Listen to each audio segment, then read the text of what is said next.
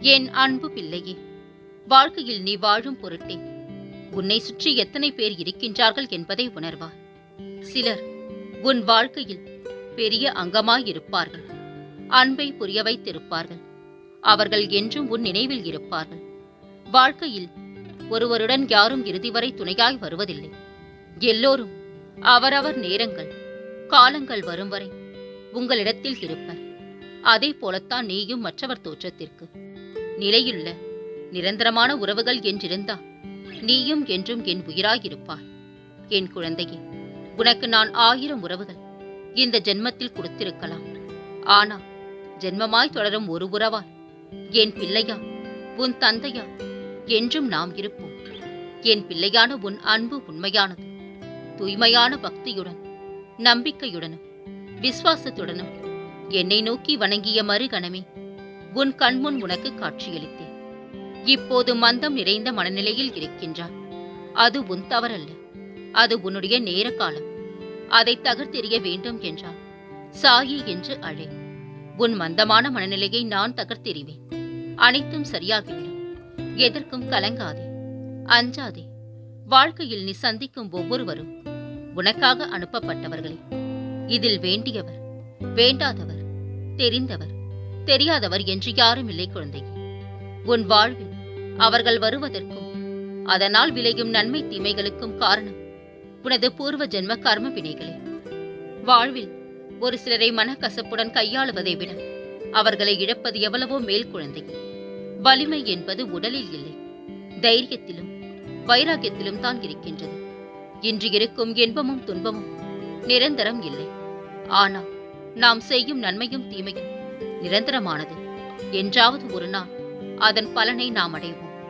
அன்பு மட்டும்தான் உலகில் நிரந்தரமானது. அதை உண்மையாக்குவதும் பொய்யாக்குவதும் நாம் நேசிப்பவரிடம் மட்டுமே உள்ளது. வெற்றி என்பது நிரந்தரமல்ல. தோல்வி என்பது இறுதியானதும் அல்ல. நமக்கு நாமே ஆறுதல் கூறும் மனதைரியம் இருந்தால் எதையும் எளிதாக கடந்து விடலாம். அழும் நிலை வந்தால் ஆண்டவனிடம் சொல்லி அழுதுவிடு. அடுத்தவனிடம் சொல்லி ஒருபோதும் அழாதே. அவமானம் மட்டுமே மிஞ்சும் குழந்தையே. சாட்சிகள் இல்லை என்று ஆட்டம் போடாதே. 2 சாட்சிகள் என்றும் உண்டு.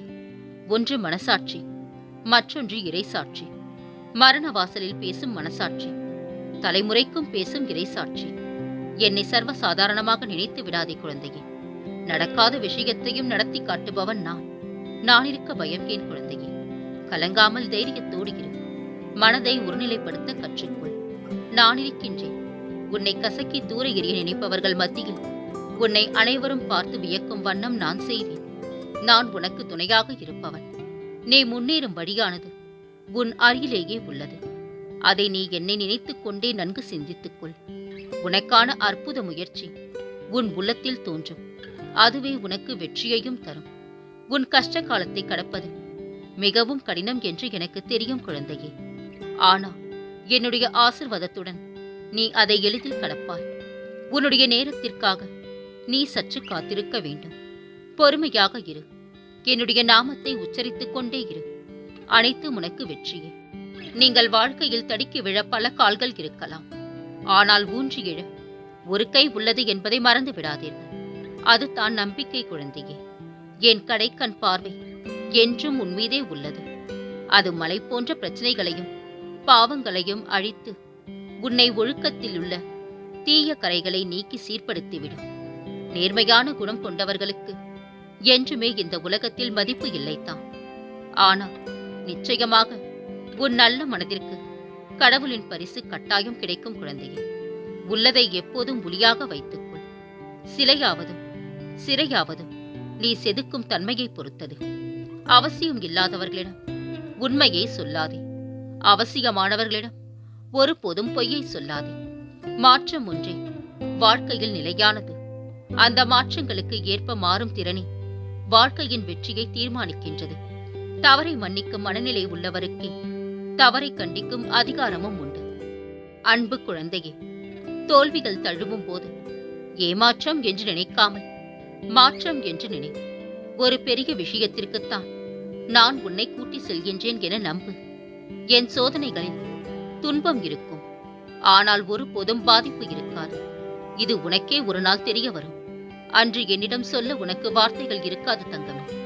நாம் எதை தேடுகிறோமோ அது கிடைக்கும். நாம் எதை நினைக்கிறோமோ அது கண்டிப்பாக நடக்கும். அடுத்தவர் மீது பழி போடுவது மிகவும் சுலபம்தான். ஆனா அதே பழியை நீங்கள் சுமக்கும் போதுதான் அடுத்தவரின் வலி என்னவென்று உங்களுக்கு தெரியும். அமைதியை தேடி இமயமலை செல்ல தேவையில்லை குழந்தையே. என்னை நோக்கி வா, நான் உன் மனதை சாந்தப்படுத்துவேன். தன்னை விட இந்த உலகத்தில் யாரும் சரியில்லை என்று நினைப்பதும் ஒரு விதமான மனவியாதித்தான் குழந்தையே. மனமானது கலங்கி நிற்கும் போது உனது மௌனம் கூட அரவணைத்து பாதுகாக்கும். ஞாபகம் இருக்கட்டும், உங்கள் வாழ்க்கையில் பிரச்சனைகளை தீர்க்கும் மனிதர்களை விடவும் அந்த பிரச்சனைகளை ரசிக்கும் மனிதர்களே அதிகம் என்று. முயல்பவனுக்கு தட்டி கொடு, இயலாதவனுக்கு விட்டுக் கொடு, கேட்பவனுக்கு சொல்லிக் கொடு. வாழ்வில் விழுந்தவனை தூக்கிவிடு. நான் உன்னை இத்தனை கடினமான சூழ்நிலையில் இருந்து அழைத்து வந்தது உன்னை கைவிடுவதற்காக அல்ல. சூழ்நிலைகளை மேற்கொள்ள கடினமாக இருக்கலாம், ஆனாலும் நான் உனக்கு ஒரு வழியை உண்டு பண்ணுவேன். எல்லோருடைய வாழ்க்கையும் ஒரு மெழுகுவர்த்தி போலத்தான். தூரத்தில் இருந்து பார்த்தால் ஒளி மட்டும் தெரியும். அருகில் சென்று பாருங்கள், அவர்கள் உருகி கண்ணீர் வடிப்பது தெரியும். எந்த சூழ்நிலையிலும் தைரியத்தை கைவிடாதே. உனது நம்பிக்கையை திடப்படுத்தவே நான் அவதரித்தேன். உனது நல்வாழ்விற்கு நானே பொறுப்பு. நான் இருக்கும்போது எதற்காக வீண் கவலை? அனைத்தையும் நான் சீர்திருத்துவேன். நான் உனது இல்லத்திற்கு வந்து குடிபுகுந்து கம்பீரமாக அமர்ந்திருக்கின்றேன். கர்வம் உள்ளவர் எவரையும் நான் என் அருகில் கூட சேர்க்க மாட்டேன். அடிக்கடி நான் சொல்வது ஒன்றுதான், விரைவில் உயர்ந்த நிலைக்கு நீ வரப்போகின்றா. தர்மம் துளிர்விடும் நேரம் வந்துவிட்டது. தர்ம வழியில் பயணப்பட்டால் சுகம் நிச்சயம் குழந்தையே. அதர்ம வழியினை தேர்ந்தெடுப்பின் அழிவு நிச்சயம். உண்மையை உணர், சத்தியத்தை கடைப்பிடி. அன்பும் அக்கறையும் எங்கு இருக்கின்றதோ அங்கே ஒருபோதும் கவலை இருக்காது. எதிர்காலத்திற்கான மறுபெயரே போராட்டம். என்று மனதில் தோன்றும் ஆசை நிறைவேறவில்லை என்றால் இதயம் அது எப்போது கிடைக்கும் என்று போராடும். கனவு என்று நனவாகும், மனம் சதுராட துவங்கும். எனினும் வாழ்வானது எதிர்காலத்திற்கும் உரியதல்ல, இறந்த காலத்திற்கும் சொந்தமல்ல. வாழ்வதென்பது வாழும் நேரத்திற்கே சொந்தம். அதாவது நிகழ்காலத்தின் அனுபவம்தான் வாழ்வின் அனுபவம். மனித இனம் இதை அறிந்திருந்தும் சத்தியத்தை ஏற்க மனம் மறுக்கிறது. ஒன்று முடிந்தவை பற்றி எண்ணி மனிதன் மனம் நோகின்றான். இல்லை, இனி நடக்கவிருக்கும் எதிர்காலம் குறித்தெண்ணி மனம் வேகின்றான். இறுதியில் வாழ்வை தொலைக்கிறான். ஒன்றை உணர்ந்தால் நன்மை விளையும்.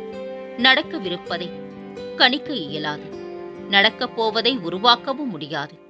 நடப்பதனைத்தும் இனிமையானதென்று மகிழ்ச்சி கொண்ட மனதோடு வாழ்ந்து வருங்காலத்தை எதிர்கொள்ளலாம். நிகழ்வது முன்னரே நமக்கு தெரிந்தால் பின் வாழ்வில் சுவாரஸ்யம் ஏது குழந்தையே? எனது கண்களை நன்றாக உற்றுப்பார். உன் வாழ்க்கையில் ஒரு மாற்றம் நடக்கப் போகின்றது.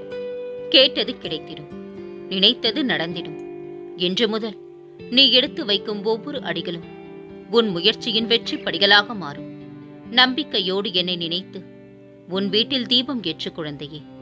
உன் வீடு முழுவதும் தீப ஒளியாக நான் காட்சித் தருவேன். யார் என்னை நினைக்கின்றாரோ அவரை நான் நிரந்தரமாக நினைவில் வைத்திருப்பேன். அவரவர் வாழ்வை சீரமைக்கும் அற்புத சிற்பி அவரவர் எண்ணங்களே. உண்மைத்தான் நம்மை மாற்றுமே தவிர உண்மையை நாம் ஒருபோதும் மாற்ற முடியாது குழந்தையே. சில நிகழ்வுகளை மறக்கவும் பல தவறுகளை மன்னிக்கவும் கற்றுக்கொண்டால் போதும், நிம்மதி என்றும் நிலைத்திருக்கும். கலங்காமல் இரு. வாழ்க்கை என்பது ஒரு பயணம். நல்லதோ கெட்டதோ நகர்ந்து கொண்டே இரு. இன்பத்தை ரசி, துன்பத்தை சகித்துக்கொள். எங்கேயும் தேங்கி விடாதே. தேங்கினால் துயரம், ஏங்கினால் வருத்தம். நில்லாது ஓடுவதே பொருத்தம்.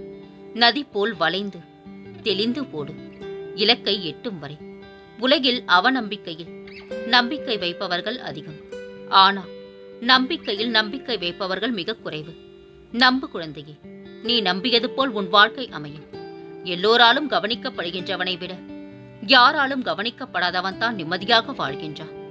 பல கேள்விக்கு ஒரு பதிலும் அதுவும் தாமதமாக வந்தால் அங்கு நாம் நிராகரிக்கப்படுகின்றோம் என்று அர்த்தம். வளைந்து கொடு, தவறில்லை. ஆனால் உடைந்து விடாமல் பார்த்துக்கொள். உன் தன்மானத்தை. உன் வாழ்க்கையில் அற்புதமான ஒன்று நடக்கப் போகின்றது. நான் வாக்கு மீறமாட்டேன் குழந்தையே. பொறுமையுடனும் நம்பிக்கையுடனும் காத்திரு. நான் உனக்கானதை அமைத்துத் தருவேன். என் தங்கமே, நீ விரும்பிய வேலையை நான் வாங்கித் தருவேன் என்று ஏற்கனவே நான் சொல்லிவிட்டேன். மறுபடியும் நீ அதையே கேட்கிறாய். நான் ஒருபோதும் என் வார்த்தைக்கு மாறமாட்டேன் குழந்தையே. நான் சொன்னது தான். நிச்சயமாக நடக்கும். பொறுத்திருந்து பார் நடக்கப் போகும் அதிசயத்தை. வாழ்க்கையில் உயர நினைப்பவன் ஒரு நாளும் பொய் சொல்லவும் மாட்டான், யாரையும் ஏமாற்றவும் மாட்டான். என் மீது ஆத்மார்த்தமான அன்பை கொண்டிருக்கும் என் குழந்தையை நான் எப்படி கைவிடுவேன்? நான் இருக்கின்றேன் குழந்தையே. இன்று முகம் கொடுத்து பேச விரும்பாதவர்கள் அன்று மூச்சுக்கு ஒரு முறை உன் முகத்தை காண துடித்தவர்கள்தான். யாருக்காகவும் உன்னை மாற்றிக் கொள்ளாதே. உனக்காக இங்கு யாரும் மாறப்போவதில்லை குழந்தையே. எண்ணங்கள், செயல்கள் நன்றாக இருந்தால் கெட்ட நேரம் கூட நல்ல நேரமாக மாறும். மகிழ்ச்சியோடு வாழ். நம்மை கேள்வி கேட்பவரை தடுக்காதீர்கள். நம்மில் இருக்கும் பல தவறுகள் நமக்கு தெரியாது. நிச்சயமாக அது மற்றவர்களுக்கு தெரியும். வாழ்க்கையில் வழிகள் உண்டு, அதே சமயம் வழிகளும் உண்டு. எனவே தைரியமாக நகரு. பிரச்சனைகளை கடந்து வந்துவிட வேண்டும். இல்லை, அதன் கூடவே பயணம் செய்து அதை தோற்கடிக்க வேண்டும் குழந்தையே. பிரச்சனைகளை பார்த்து ஒருபோதும் பயந்து ஒளியாதே. தைரியமாக எதிர்கொள். உனக்கு துணையாக உன் தந்தை நான் இருக்கின்றேன். விரைவில் உன் தேவைகளை நான் நிறைவேற்றித் தருவேன். கவலையை விடு. உன்னிடம் வந்திருக்கின்றேன் நான். என்னை பற்றிக்கொள். உன்னை விட்டு விலக மாட்டேன் குழந்தையே. என் பிள்ளைகள் கவலைப்படும் போது அதை நிவர்த்தி செய்வது எனது கடமை. உன்னை கவலைப்பட வைக்கும் அனைத்தையும் நான் பார்த்துக் கொள்கின்றேன். நீ கலங்காதே. நான் இருக்க பயம் ஏன்? கவலை கொள்ளாதே. மகிழ்ச்சியோடு இரு. உன்னோடும் உன் குடும்பத்தோடும் உன் சாயப்பாவாகிய நான் என்றும் துணையாக இருப்பேன். என்றென்றும் உன் நினைவில் உன் சாயப்பா.